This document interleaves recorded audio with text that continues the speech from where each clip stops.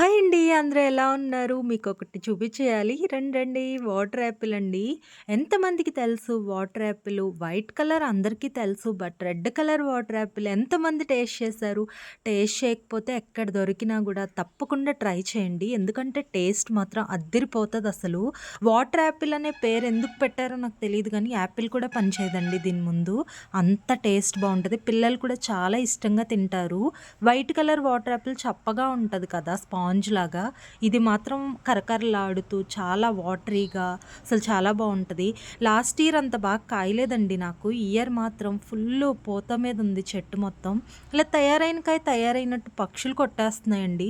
చాలా కాయలైతే కింద పడిపోయి ఉంటున్నాయి మార్నింగ్ లేసి చూస్తే. తయారైనవి తయారైనట్టు అవి కొట్టేస్తుంటే ఇంక మనకు తినే ఛాన్స్ ఎక్కడ?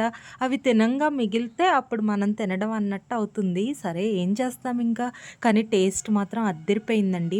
ప్రతి గార్డెన్‌లో కూడా ఈ ప్లాంట్ ఉండాలి అనైతే నేను తప్పకుండా చెప్తాను. Thank you for watching.